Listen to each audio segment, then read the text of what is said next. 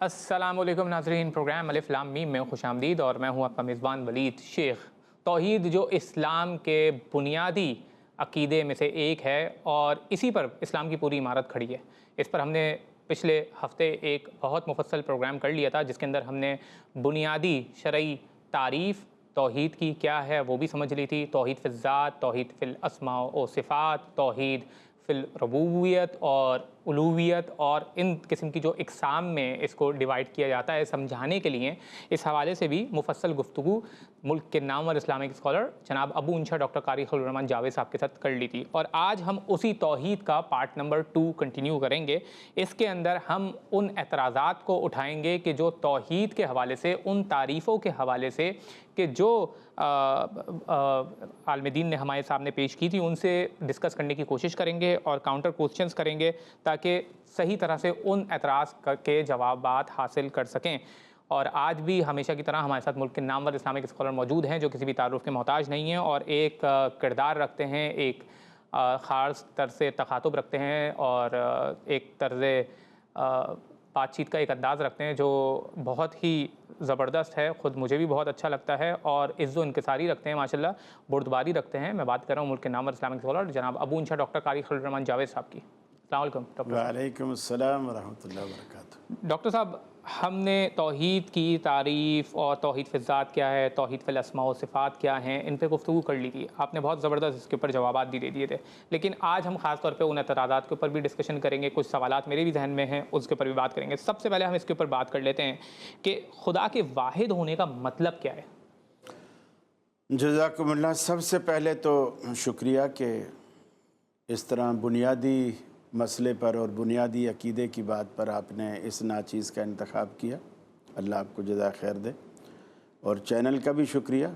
और मैं समझता हूँ ये चैनल के लिए ऐसे प्रोग्राम सदका जारिया हैं, चूँकि ऐसा बहुत कम होता है कि चूँकि तौहीद बहुत हसास मौजू है और ऐसा बहुत कम होता है कि लोग इसको उठाएं और छेड़ें और पब्लिक तक सही तौहीद का पैगाम पहुँचाएँ।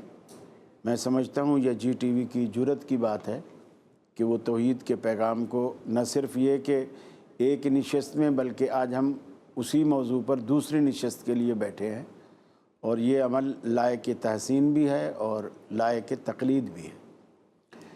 पहली बात यह है कि अल्लाह रब्बुल आलमीन को जब हम वाहिद, अकेला, यकता मानते हैं तो उसका क्या मतलब है? उसका मतलब ये होता है अल्लाह की जो ज़ात है उसकी अपनी ज़ात, एक अल्लाह है, उसका कोई ख़ानदान, कोई कबीला, कोई औलाद, कोई माँ बाप, कोई भाई बहन, कोई रिश्तेदार, कुछ नहीं। ज़ात के एतबार से वो अकेला है, उसमें कोई साझी, कोई शरीक नहीं।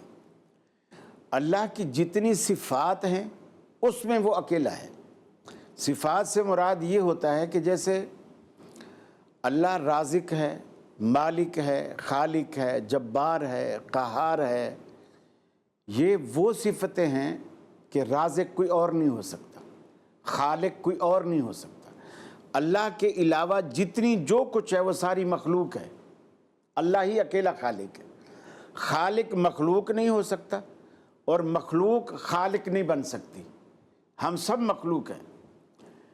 अब जब हम किसी बच्चे का नाम रखते हैं और अल्लाह के नाम के साथ कोई हम उसकी निस्बत देना चाहते हैं तो हम लाज़मन ला महला अब्दुल खालिक कहेंगे, खालिक नाम नहीं रखेंगे। नहीं, मगर अली भी तो नाम है, गनी भी तो नाम है, वो उस तरफ भी आते हैं। अल्लाह ताला की बाज़ सिफ़ात ऐसी हैं जिनमें कमाल मुतलक ऐसा है कि वो बंदों की तरफ जा ही नहीं सकता। बाज़ सिफ़ात ऐसी हैं जो बंदों की तरफ जाती हैं लेकिन बंदों के साथ जब आती हैं तो वो महदूद हो जाती हैं, जब अल्लाह की तरफ जाती हैं तो वसी हो जाती हैं। मिसाल के तौर पर अल्लाह समी है, यानी वो सुनता है। अल्लाह बसीर है, वो देखता है। हम भी समी हैं, आप मेरी बात सुन रहे हैं, मैं आपकी बात सुन रहा हूँ, और आप मुझे देख रहे हैं, मैं आपको देख रहा हूँ, नाज़रीन भी हमें सबको देख रहे हैं। हमारा ये देखना महदूद है, इसलिए महदूद है कि हम मसलन इस रूम में बैठे हुए हैं ہم اس روم کے اندر روم کی چیزوں کو دیکھ رہے ہیں، اس روم سے دیوار سے باہر ہم نہیں دیکھ پا رہے. پھر لائٹ ہے، روشنی ہے، ہم دیکھ رہے ہیں. اگر لائٹ چلی جائے، اندھیرا ہو جائے، ہم نہیں دیکھ سکتے. اچھا، فاصلہ دیکھنے کے لیے بھی ہماری نظر کو ایک خاص فاصلہ چاہیے. اس فاصلے تک چیز ہے ہمیں دکھتی رہتی ہے. اگر اس سے ذرا سا اور دور چلی جائے گی، ہماری نظروں سے اوجھل ہو جائے گی. اللہ تعالیٰ ان اسباب و علل کا پابند نہیں ہے. وہ جب دیکھتا ہے، آنکھ کا محتاج نہیں ہے، روشنی کا محتاج نہیں ہے، فاصلے کا محتاج نہیں ہے، بیچ میں رکاوٹوں کے ہٹ جانے کا محتاج نہیں ہے. ساری دنیا کی رکاوٹیں ہوں، رات کالی رات، اندھیری سیاہ رات ہو، کالا پتھر ہو، اس کالے پتھر پر کالی چیونٹی رینگ رہی ہو، اللہ تعالیٰ عرش معلی پر ہوتے ہوئے اسے دیکھ رہا ہے. یہ اس کا یعنی صفت کا وہ کمال ہے. یہ کمال اس کی مخلوق میں نہیں ہے. اچھا، ہم سنتے ہیں، سننے کے لیے کان کا ہونا ہمارے لیے ضروری ہے، پردے کا صحیح ہونا ضروری ہے. آواز جس کو ہم سننا چاہ رہے ہیں وہ آواز ہونا ضروری ہے. ایک خاص فاصلہ ہونا ضروری ہے. فاصلہ جب بڑھ جائے گا وہ آواز ہم تک نہیں آتی. اللہ تعالیٰ نہ کان کا محتاج ہے، نہ کان کے پردے کا محتاج ہے، نہ سامنے والے کی آواز کا محتاج ہے، اور نہ فاصلے کا محتاج ہے. مثال کے طور پر ہم بہت ساری آوازیں سنتے ہیں. کوے کی آواز سنتے ہیں، بولتے ہیں جی کوا کائیں کائیں کرتا ہے، مکھیاں بھن بھناتی ہیں، گھوڑا ہن ہناتا ہے. یہ آوازیں اس لیے ہم نے نام رکھے ہوئے ہیں کہ ہم نے سنی ہیں. لیکن آج تک کسی نے چیونٹی کی کوئی آواز کا کوئی نام نہیں دیا، اور سائنس نے ہمیں پروف بھی نہیں کیا کہ چیونٹی کی آواز کیسی ہوتی ہے. لیکن اللہ قرآن میں کہتا ہے کہ چیونٹیاں بولتی ہیں، آپس میں باتیں کرتی ہیں. حتیٰ کہ قرآن نے اپنے پیغمبر جناب سلیمان علیہ السلام کے اعجاز کے طور پر قرآن نے بیان کیا کہ وہ چیونٹی کی آوازوں کو بھی سنتے تھے، پرندوں کی آوازوں کو سنتے، اور صرف نہ یہ کہ سنتے بلکہ اسے سمجھتے اور ان سے بات بھی کرتے.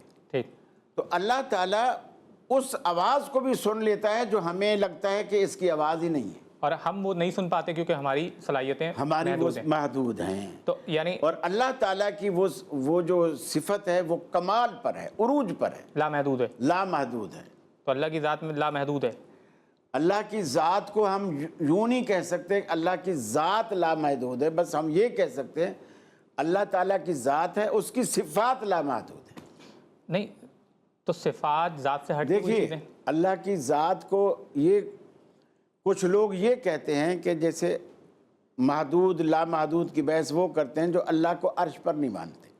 وہ کہتے ہیں اگر اللہ کو عرش پر مانیں گے تو اللہ محدود ہو جائے گا. نہیں اچھا، وہ اس پہ تو ہم آئیں گے، باقاعدہ ایک پروگرام بھی کریں گے. بات یہ ہے کہ لامحدود صفات لامحدود ہیں، ذات لامحدود نہیں ہے. اب یہ تو یعنی صفات الگ چیزیں ہیں، ذات الگ چیزیں ہیں. دیکھیے صفات اس کی پاور، اس کے اختیارات ہیں. اچھا، ذات تو ایک ہستی ہو گئی نا، ایک ہستی ہوگی. دیکھیے قیامت والے دن اللہ تعالیٰ کے نیک بندے جنت کے اندر اللہ تعالیٰ کو سب سے بڑے انعام کے طور پر دیکھیں گے، زیارت کریں گے. نہیں اللہ کی زیارت کیسے ہوگی قاری صاحب؟ یہ تو اللہ کرائے گا نا. کیسے ہوگی میں نہیں بتا سکتا، اللہ کرائے گا اور ہوگی. نہیں جیسے بات یہ ہے کہ بات یہ ہے کہ اللہ ایک ایسی چیز ہے کہ جو انسان کی نظر میں آ جائے تو پھر تو وہ اس کی صفات کو ہم لامحدود کہہ رہے ہیں، اس کے اختیارات کو لامحدود کہہ رہے ہیں. دنیا میں اگر دنیا میں کوئی شخص تو اپنے اختیارات کا وہ محتاج ہو گیا نا پھر تو. نہیں اپنی پاورز کا محتاج ہو گیا. ایسا نہیں ہو گیا. اس لیے کہ دنیا میں اگر کوئی شخص یہ دعویٰ کرتا ہے کہ میں نے اللہ کو دیکھا ہے، وہ غلط کہتا ہے. آخرت میں اللہ تعالیٰ اس آنکھ میں وہ تاب پیدا کر دے گا جو اللہ کا درشن کر سکے گی، اللہ کی زیارت کر سکے گی. اور یہ تو حدیثوں میں ہے، جنت میں سب سے بڑا انعام اہل جنت کا اللہ کی زیارت ہے۔ قاری صاحب یہاں پہ مسئلہ یہ آتا ہے، حدیثوں میں ظاہر ہے ایسا موجود ہوگا، مگر یہاں پر جب عقلی مفاہیم کے خلاف کوئی بات اگر حدیث میں آ جائے، جیسے فار ایگزامپل حدیث میں آ جائے کہ 2 + 2 5 ہیں، اگر کوئی فار ایگزامپل ہم ایک تصور کر لیں، تو کیا ایسی حدیث کو ہم مانیں گے کہ بھائی کیونکہ یہ عقلی ریشنل نیسیسٹی کے خلاف جا رہی ہے وہ حدیث، تو اس کو کیونکہ عقل کے ترازو کے اوپر بھی تولنا ہوتا ہے حدیث کو، جو 5 کرائٹیریا ہیں ان میں سے ایک کرائٹیریا آپ علت بھی اس میں ڈالتے ہیں کیا؟ ایسا جب ہوتا ہے کہ جب آپ حق کو پرکھنے کا معیار عقل کو بنا لیں۔ سیدنا علی المرتضیٰ رضی اللہ تعالیٰ عنہ کا فرمان ہے، اگر ہمارا دین عقل کے تابع ہوتا تو ہم جب پاؤں کا مسح کرتے ہیں تو ہم نیچے سے کرتے، اوپر سے نہیں کرتے۔ موزہ پہنا ہو، جراب پہنی ہو تو ہم مسح کرتے ہیں، تو یہ ہاتھ گیلا کیا اور یہ اوپر سے مسح کیا۔ حضرت علی المرتضیٰ فرماتے ہیں کہ اگر ہمارا دین عقل کے تابع ہوتا تو ہم پاؤں کا مسح نیچے سے کرتے، کیونکہ ہم جب چلتے ہیں تو استعمال تو ہمارا تلوہ ہوتا ہے، اوپر کی جگہ تو استعمال نہیں ہوتی۔ نہیں تو ہمارا دین اگر ایک منٹ اوپر کی جگہ استعمال نہیں ہوئی اور ہم نے اس کو اوپر سے مسح کیا، چونکہ ہمارا دین شریعت کے تابع ہے، اور شریعت وہ ہے جو رسول اللہ کی زبان اقدس یا آپ کے قول، آپ کے فعل، آپ کے عمل سے ہم تک پہنچی ہے، تو آپ کے عمل سے بھی یہی ظاہر ہوتا ہے اور آپ کے فرمان سے بھی یہی ظاہر ہوتا ہے کہ مسح اوپر سے کیا جائے۔ بس اسی بات کو کنٹینیو کریں گے قاری صاحب، ایک چھوٹا سا بریک لے لیں ناظرین، بریک کے بعد اب واپس آتے ہیں۔ ذہن میں دوبارہ سوال آ گیا، چاہتا تھا سوال پوچھوں لیکن ایک چھوٹا سا بریک کے بعد دوبارہ حاضر ہوتے ہیں اور اسی سے بات کنٹینیو کرتے ہیں۔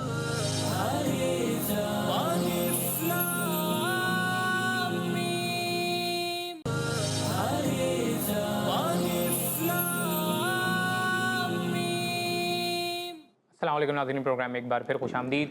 بہت ہی انٹرسٹنگ ڈسکشن چل رہی ہے توحید کے اوپر۔ ہمارے ساتھ ملک کے معروف عالم ابو انشا ڈاکٹر قاری خلیل الرحمان جاوید صاحب موجود ہیں اور توحید کے حوالے سے گفتگو کر رہے ہیں۔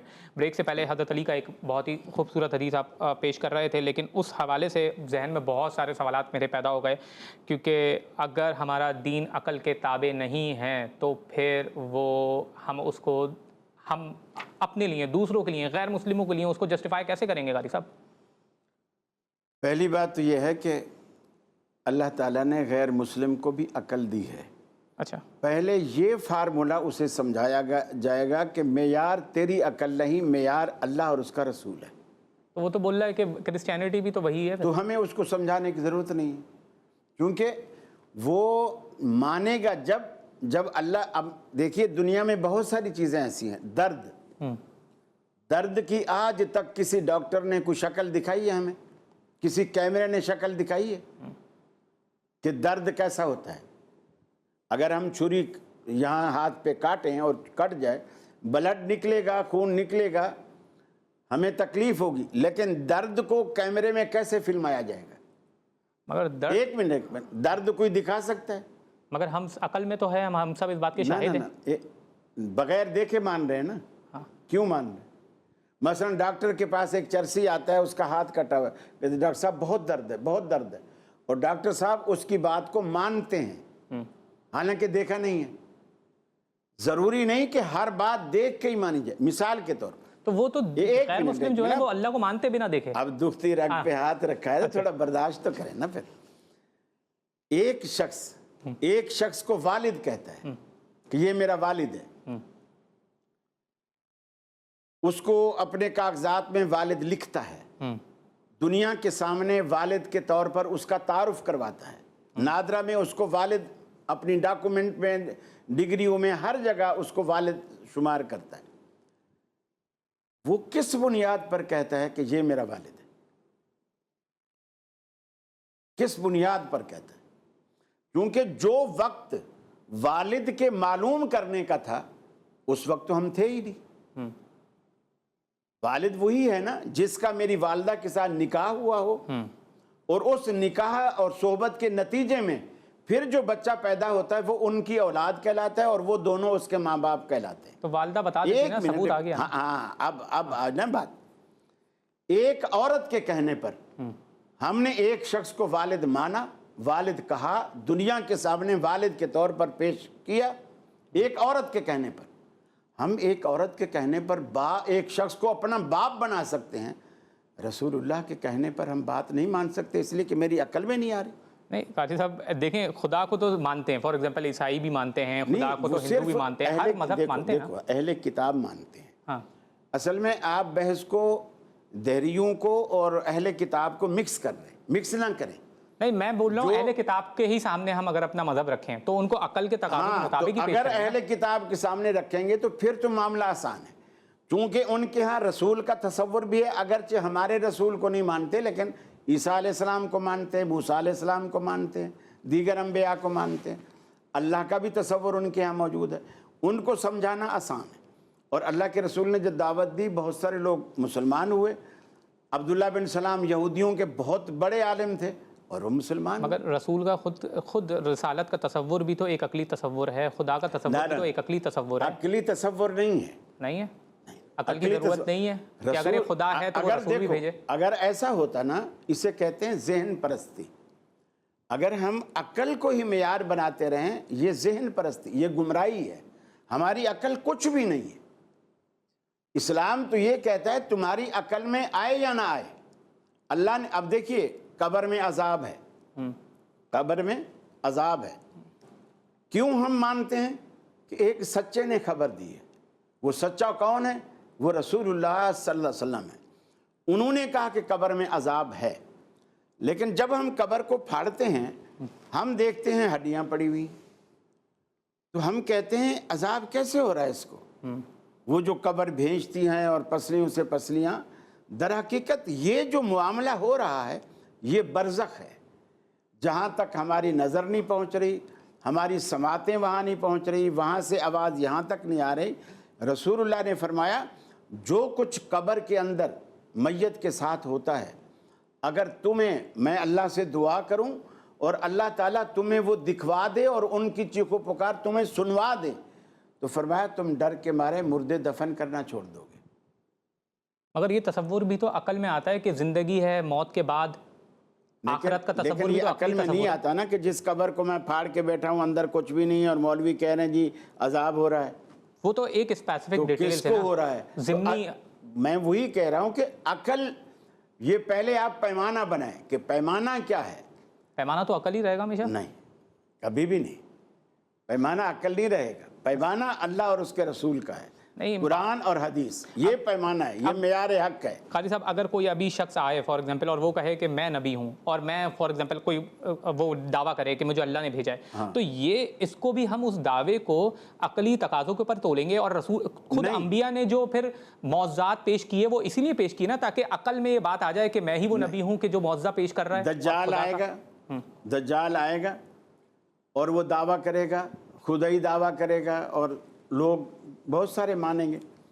اللہ کے رسول نے خود فرمایا بنو تمیم قبیلے کے بارے میں، یہ اتنا موحد عرب کا ایک قبیلہ ہے، فرمایا دجال کو لوہے کے چنے چبوائے گا، یہ قبیلہ لوہے کے چنے چبوائے گا، اتنا بھاری ثابت ہوگا، اور وہ عقل کی دلیل پیش نہیں کریں گے، رسول اللہ کی حدیث پیش کریں گے کہ اللہ کے رسول نے ہمیں یہ نشانیاں بتلائی تھی جو آج ہم تیرے اندر دیکھ رہے ہیں، وہ ایک آنکھ سے کانا ہونا اور یہ ساری وہ جو چیزیں ہیں وہ تیرے اندر وہ ساری موجود ہے۔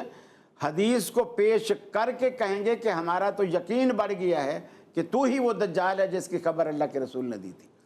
تو یعنی عقل کو معیار کبھی بھی ہم نہیں بنا سکتے۔ عقل کو معیار دیکھیے، عقلی معیار آپ دیکھیے، انسان کا وضو ٹوٹتا ہے، سردی کا موسم ہے، وضو ٹوٹ گیا، ریا خارج ہوئے، وضو ٹوٹ گیا۔ یہ تو ضمنی بات ہے۔ ایک منٹ نہیں، عقل کی بات بتا رہا ہوں میں، عقل کی بات عقائد میں تو عقل استعمال کیے بغیر یہ عقائد نہیں نا، یہ تو عمل ہے اللہ کے بندے، یہ عمل ہے۔ عمل میں تو ظاہر ہے وہ آپ کو اتباع کرنی ہوگی۔ آپ نہیں، آپ سمجھ نہیں رہے، میں ایک صرف آپ کی عقل کو یہ بنا رہا ہوں کہ معیار اگر عقل ہے تو پھر اس کا حل کریں آپ۔ انسان کا وضو ٹوٹتا ہے، ریا خارج ہوئے، سردی کا موسم ہے، آپ کو پتہ ہے وضو کیسے کیا جاتا ہے، آپ جاتے ہیں وضو کرتے ہیں، ہاتھ دھوتے ہیں، کلی کرتے ہیں، ناک پہ پانی چڑھاتے ہیں، چہرہ دھوتے ہیں، بازو دھوتے ہیں، سر کان کا مسح کرتے ہیں اور پاؤں دھو کے واپس آ جاتے ہیں۔ جس نے قصور کیا ہے اسے تو آپ نے کچھ بھی نہیں کیا،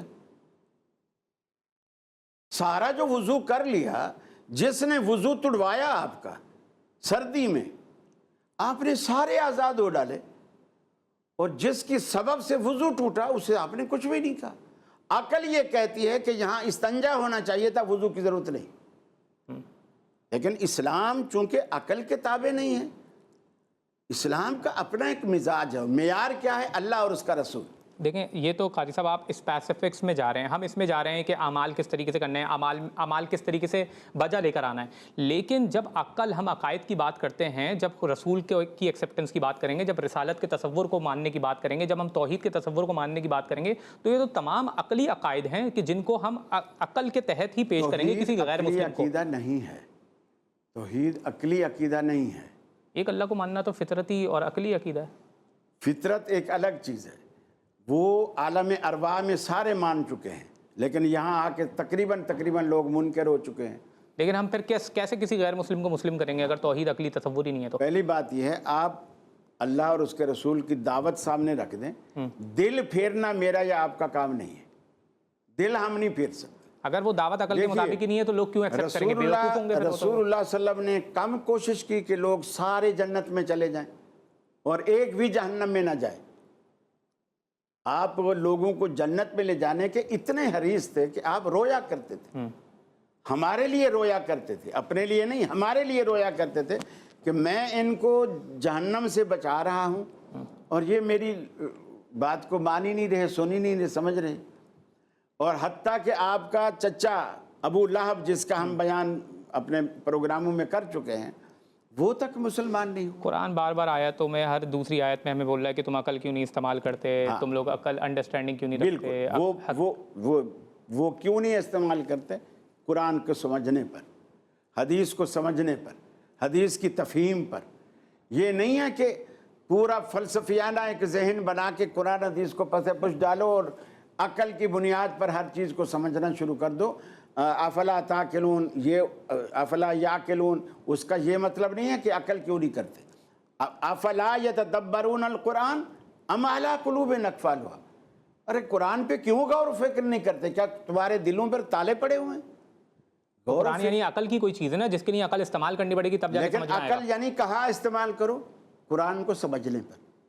افلا یتدبرون، اگر وہ عقل کے مطابق ہی نہیں ہے تو عقل استعمال کر کے کیا حاصل ہوگا اس قرآن سے؟ قرآن اس کا اگر ہم یہ تصور کریں کہ قرآن جو ہے یا اسلام عقل کے مطابق نہیں ہے، بندے کو آپ سمجھا کے کریں گے کیا؟ جو بندہ یہ سمجھ رہا ہے کہ قرآن عقل کے، میری عقل کے موافق ہی نہیں ہے، تو وہ اس کے لیے قرآن نے الفاظ استعمال کیے ہیں کہ یہ ذہن پرست لوگ ہیں، یعنی ان کی جو خواہشات ہیں یہ ان کی پیروی کرتے ہیں. نہیں، میں تو اگر کسی غیر مسلم کو اگر قرآن پیش کروں گا تو میں تو سمجھتا ہوں کہ قرآن جو ہے وہ عقلی تقاضوں کے مطابق ہے اور عقل کی اتباع کرتا ہے، اور شریعت یا وحی بھی عقل کی اتباع میں ہی ہے. تو پھر آپ اس کو استعمال ہی نہیں کریں گے، تو صرف عقل استعمال کریں گے، اس کا مطلب یہ ہوگا کہ قرآن اور حدیث عقل کی پیروی کر رہے ہیں. آپ آگے ان کو کرو، عقل کے ذریعے لیڈ کرو، یعنی قرآن و حدیث کی بات ہی سامنے والے کے ذہن میں آپ ڈالو، اور پھر وہ جو اس پہ اعتراض کرے، کوئی سمجھنا چاہے، اسے عقل کے ذریعے اس کو سمجھا دو، لیکن سمجھاؤ قرآن اور حدیث کو. دیکھیں اعمال میں اگر کوئی بات کی جائے کہ وضو کس طریقے سے کرنا ہے، نماز کس طرح سے پڑھنی ہے، اور کس وقت کتنی رکعتیں نماز پڑھنی ہے، ان ساری چیزوں کے لیے ظاہر اتباع کرنے کی ضرورت ہے. لیکن رسول اکرم صلی اللہ علیہ وسلم کی ہم اتباع کر رہے ہیں، اس کے لیے ہمارے پاس عقلی دلائل موجود ہیں کہ رسالت کا کانسیپٹ عقل کے اوپر موجود ہے، توحید عقل کے اوپر موجود ہے، اور کیونکہ ایک خدا موجود ہے، توحید کے اوپر ہمارے پر عقلی دلائل موجود ہیں، اور وہ خدا ایک عادل خدا ہے، تو ظاہر ہے اس کے اوپر یہ لازم ہے کہ وہ کسی رسول کو بھیجے. تو لہٰذا رسالت کا تصور بھی جو ہے ایک عقلی تصور ہو گیا. اور اس رسول جب وہ آئے یہاں پر، جیسے کہ ہمارے آخری نبی حضرت محمد مصطفیٰ صلی اللہ علیہ وآلہ وسلم، وہ یہاں پر آئے اور انہوں نے معجزات پیش کیے کہ میں ہی وہ نبی ہوں کہ جو اللہ نے بھیجا ہے، تو اس کے لیے معجزات آ گئے. تو یہ تمام عقل کے پیرائے میں ساری چیزیں پیش کی جا رہی ہیں. اب دیکھو، اب آپ یہ اپنے دام میں سیاد آ گیا. اچھا، جب آپ نے کہا کہ رسول معجزات لے کر آئے، معجزات سارے کے سارے عقل کے خلاف. جتنے بھی دنیا میں پیغمبر معجزات لے کر، اس کو معجزہ کہتے اسی لیے ہے کہ وہ عقل میں آتا ہی نہیں، عقل اس کو سمجھنے سے عاجز ہوتی ہے، اسی لیے اس کو معجزہ کہا جاتا ہے. یعنی دنیا میں عام طور پہ ایسا نہیں ہوتا اس سینس میں. نہیں، ایسا ہی ہوتا ہے کہ معجزہ عام طور پہ نہیں ہوتا، رسول نے کہا. موسیٰ علیہ السلام نے لاٹھی ماری، دریا کا آدھا پانی سمندر کا ادھر آدھا ادھر، بیچ میں راستہ بن گیا. یہ عقل میں آتی ہے بھی لاٹھی مارنے سے سمندر ادھر ادھر ہو جائے گا. مگر یہ ناممکنات میں سے نہیں ہے. ناممکنات میں سے ہے. اگر اعجاز نہ ہو تو یہ ناممکنات میں سے ہے. ہاں اعجاز نہ ہو. میں اور آپ تو نہیں کر سکتے نا. خود فرعون بھی آ جاتا تو بھی نہیں کر سکتا. اچھا بس اسی کو گفتگو کو آگے بڑھائیں گے. اچھا ہاں جی. ابھی میں یہی کہہ رہا ہوں کہ اگر اللہ تعالیٰ نے معجزات دیے انبیاء کو، عقل کے خلاف ہیں، شریعت دی، کتاب الگ سے دی، وہ حکم یہ دیا کہ لوگوں کو یہ کتاب سمجھاؤ، یہ کتاب پڑھاؤ. استاد بحیثیت پیغمبر معلم کے آیا، اللہ نے نصاب کے طور پر وہ کتاب اتاری، پیغمبر کو معلم کے طور پر بھیجا کہ میری مخلوق کو یہ نصاب پڑھاؤ اور آپ سمجھاؤ اور آپ پڑھاؤ. جو عقل کے پیچھے دوڑے یا کوئی دلیل مانگے اس کے لیے معجزہ دیا، لیکن معجزہ بھی وہ دیا جو عقل میں نہیں آتا. پہاڑ پھٹے، اونٹنی نکلے، گابن ہو، باہر آ کے پہاڑ میں سے، یہ عقل میں آتی ہے؟ پہاڑ میں سے اونٹنی نکلے، بچہ دے، بچہ دینے کے بعد دودھ اتنا دے کہ پورا علاقہ، پورا شہر کراچی کا پیے. اسی بات کو آگے بڑھائیں گے. ایک چھوٹا سا بریک لیتے. سوالات ہیں ذہن میں، مگر سوال اگر ابھی پوچھ لوں گا تو وہ پھر وی ول رن آؤٹ آف ٹائم. ناظرین ایک چھوٹا سا بریک کے بعد حاضر ہوتے ہیں، کہیں نہیں جائیے گا.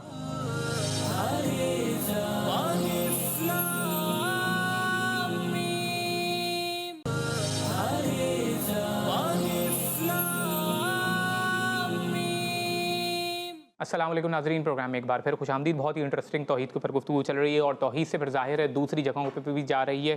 سوالات قاری صاحب بات کر رہے ہیں، ہم ذہن میں سوالات آ رہے ہیں وہ پوچھ رہا ہوں. اور ماشاءاللہ قاری صاحب کی یہ ایک خصوصیت ہے کہ وہ سوالات سے نہیں بھاگتے اور سوالات کا سامنا کرتے ہیں اور بخوبی ان کا جواب دینے کی کوشش کرتے ہیں. قاری صاحب آپ بات کر رہے تھے کہ عقل میں یعنی دین اوبویسلی آپ کا ایک پرسپیکٹیو ہے جو آپ نے بخوبی سمجھایا. میں یہ بات کر رہا تھا کہ معجزہ فار ایگزامپل عقل میں آتا ہے، ناممکنات میں سے نہیں ہے. فار ایگزامپل وہ ایسے ناممکنات میں سے نہیں ہے جیسے 2 + 2 5 نہیں ہو سکتے، یہ ناممکنات میں سے ہے. ٹھیک ہے، ریشنل نیسیسٹی ہے کہ 2 کو 2 میں جمع کیا جائے تو وہ 4 ہی بنے، 5 نہیں کریں. معجزہ اس قسم کی حقیقت ہے کہ وہ ایسی حقیقتوں کو نہیں توڑتا، ریشنل نیسیسٹی کو نہیں توڑتا کہ 2 + 2 کو 5 کر دے. ہاں وہ یہ ضرور کرتا ہے کہ وہ ایسی چیز کرتا ہے کہ جو عام طور پہ نہیں ہوتی. فار ایگزامپل چاند آپس میں چاند کے 2 ٹکڑے نہیں ہوتے تو اللہ کے رسول وہ کر دیتے ہیں، اور اس طریقے سے دلیل ہم عام لوگوں کے پاس آ جاتی ہے کہ رسول آئے ہیں اور یہی رسول اللہ کے رسول. آپ میری بات کا غلط مفہوم سمجھا آپ نے. میں ٹوٹلی کہہ رہا ہوں کہ معجزہ عقل میں آنے والی چیز ہی نہیں ہے. 2 + 2 کو 5 اگر وہ عقل میں آ رہا ہے 2 + 2 4 کی طرح، وہ معجزہ نہیں ہے. وہ تو آپ بھی کر لیں گے، میں بھی کر لوں گا. 2 + 2 کو تو 4 آپ بھی بنا لیں گے، میں بھی بنا لوں گا. جو 5 بنا کے دکھائے یہ کمال ہے نا. معجزہ وہ چیز ہے جو عقل سے ماورا چیز ہے، 2 متضاد تو وہ چیزیں. کمال قدرت کہلائے گا. قاری صاحب 2 متضاد چیزیں، میں ہوں اور میں نہیں ہوں، کیا یہ ایک ہی وقت میں ممکن ہو سکتا ہے؟ دیکھیے، موسیٰ علیہ السلام نے لاٹھی پھینکی، وہ عصا جو ہے وہ سانپ بن گیا، اژدہا بن گیا بہت بڑا. اب یہ ممکن نہیں تھا، آج بھی ممکن نہیں ہے، اس وقت بھی ممکن نہیں تھا، لیکن موسیٰ علیہ السلام کے ہاتھ سے ہوا کیونکہ ان کے ہاتھ میں وہ اعجاز تھا.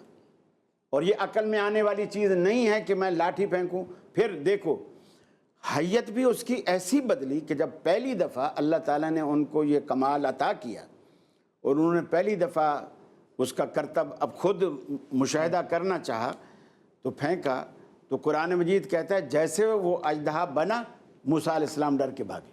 اپنے ہی معجزے سے موسیٰ علیہ السلام ڈر کے بھاگے. اور اللہ تعالیٰ نے یہ کہا یا موسیٰ خذھا ولا تخف، اسے پکڑ لے، ڈر نہیں. جیسے تو اسے ہاتھ لگنے کے بعد لاٹھی بنے گا، لیکن پہلے تو سانپ ہے نا.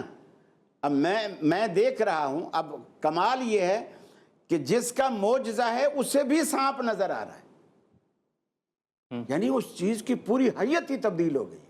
ورنہ اگر جادو ہوتا ہے نا، جادوگر کو وہ چیز سانپ نظر نہیں آتی.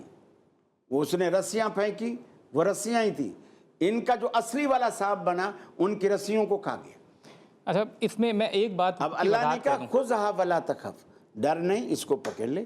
سنعیدھا سیرۃ الاولیٰ، جیسے تیرا ہاتھ اسے ٹچ کرے گا یہ پہلے جیسی لاٹھی بن جائے گی. اچھا یہاں پر بس ایک وضاحت کرتا چلوں کہ میں عقل ضنی کی بات نہیں کر رہا کہ فار ایگزامپل جو میری اور آپ کی اور ہر کسی کی انڈرسٹینڈنگ ہوتی ہے اور مختلف طریقے سے ہم دیکھ رہے ہوتے ہیں، پرسپیکٹو سے، اسپیکٹ سے دیکھ رہے ہوتے ہیں. میں عقل مطلق کی بات کر رہا ہوں، ایک ایسی عقل مطلق کہ جیسے دو متضاد چیزیں ایک ہی وقت میں ٹرو نہیں ہو سکتی ہیں. جیسے فار ایگزامپل میں ہوں اور میں نہیں بھی ہوں، کیا یہ ایک ہی وقت میں سچ ہو سکتی ہیں؟ اگر عقل سلیم اور عقل مطلق کی بھی اگر آپ بات کرتے ہیں نا، پھر یہ حق بھی ہم دنیا میں صرف پیغمبر کو دیں گے، پیغمبر کے سوا کسی کو نہیں دیں گے، اس لیے کہ اس کی عقل کے پیچھے بھی وحی الہی کار فرما ہوتی ہے.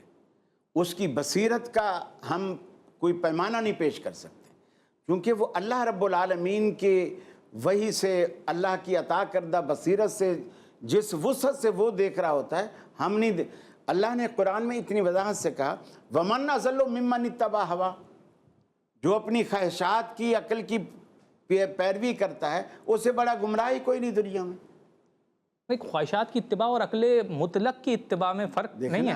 میرے ذہن میں جو آئے میں کہوں یہی ٹھیک ہے. یہ آپ عقل ضنی کی بات کر رہے ہیں؟ نہ میں مثلا ایک شخص اتنا پڑھ لکھ جاتا ہے نا، اس کے ذہن میں یہ آ جاتا ہے کہ انا ولا غیری، بس دنیا میں میں ہی میں ہوں، میرے جیسا تو کوئی ہے نہیں، نہ میری سوچ جیسی کسی کی سوچ ہے، نہ میرے علم جیسا کہ سیدنا موسیٰ علیہ السلام نے، لوگوں نے سوال کیا موسیٰ اتنا بڑا تو عالم ہے، اور واقعی اپنے دور میں سیدنا موسیٰ اللہ کے پیغمبر تھے، صاحب تورات تھے، تجھ سے بڑا کوئی عالم ہے؟ انہوں نے کہا نہیں.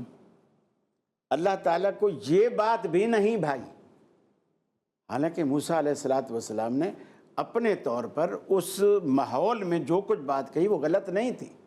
واقعی موسیٰ علیہ السلام سے کوئی بڑا عالم نہیں تھا، وہ کتاب کے تورات کے بھی عالم تھے، اور شریعت اللہ تعالیٰ نے ان کو اتنا نوازی تھی کہ ایک موقع پر خود رسول اللہ نے صحابہ سے کہا، جب اللہ تعالیٰ نے آپ کو یہ نہیں بتایا تھا کہ آپ پوری کائنات میں جتنی بھی انسانیت ہے آپ سب کے سردار ہیں، جب تک اللہ نے آپ کو یہ نہیں بتایا تھا، تو ایک موقع پر آپ نے صحابہ سے کہا مجھے موسیٰ پر فضیلت نہ دینا، مجھے موسیٰ پر فضیلت نہ دینا، اس لیے کہ قیامت والے دن جب دوسرا نفخہ پھونکا جائے گا، سب سے پہلے میں اٹھوں گا، سب سے پہلے میری قبر شک ہوگی اور میں اٹھوں گا، لیکن جیسے میں اٹھوں گا دیکھوں گا کہ موسیٰ علیہ السلام اللہ کے عرش کا پایا پکڑ کے کھڑے ہیں.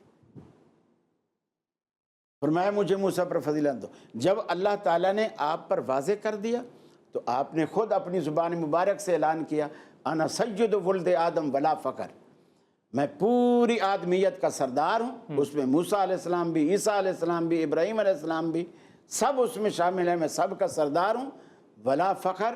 اور یہ بات میں فخر کے طور پر نہیں، اظہار حقیقت کے طور پر کر رہا ہوں. یہاں پہ یہ بات واضح ہو گئی ہے اب، کیونکہ ٹائم بھی نکل رہا ہے. اب یہاں پر آپ نے جو حضرت موسیٰ والی روایت سنائی ہے کہ وہ اللہ کے عرش کو جو انہوں نے تھام لیا ہے، تو یہاں سے اگلے جو توحید کی الگ تھام نہیں لیا، اللہ کے عرش کا پایا پکڑ کے، اللہ کے عرش کا پایا پکڑ لیا ہے. تو اللہ کا عرش بھی ہے اور پایا بھی ہے جس کو پکڑ لیا ہے. اس کے اوپر اب گفتگو کریں گے، استوا علی العرش کے اوپر، توحید کے الگ توحید کا جو تیسرا پارٹ ہوگا اس کے اوپر گفتگو کریں گے. میں بہت شکر گزار ہوں ابو اونچا ڈاکٹر قاری خلیل الرحمن جاوید صاحب کا، خاص طور پہ اس لیے کہ وہ ہمارے تنقیدی سوالات کو انٹرٹین کرتے ہیں اور بہت ہی بخوبی، ایک تو آفینڈ نہیں ہوتے سوالات کی وجہ سے، جو کہ عام طور پہ انفارچونیٹلی ہمارے معاشرے میں علماء دین کی طرف سے بہت زیادہ دیکھا جاتا ہے. تو اس حوالے سے قاری صاحب ایک غیر معمولی عالم دین ہیں جو سوالات کو انٹرٹین کرتے ہیں اور ان سوالات کو بخوبی جواب دینے کی کوشش کرتے ہیں، سوالات سے بھاگتے نہیں ہیں. تو بہت شکر گزار ہوں قاری صاحب آپ کا کہ آپ ہمارے پروگرام میں تشریف لاتے ہیں اور ہمیں انٹرٹین کرتے ہیں، ہمیں سعادت بخشتے ہیں. اور ناظرین یہ توحید کا موضوع جاری رہے گا، اگلے ہفتے ہم ڈسکس کریں گے استوا علی العرش کے اوپر، اور اس پہ میرے پاس ہے کچھ سوالات جو میں قاری صاحب کے سامنے پیش کروں گا. تب تک کے لیے اپنے میزبان ولی شیخ کو دیجیے اجازت.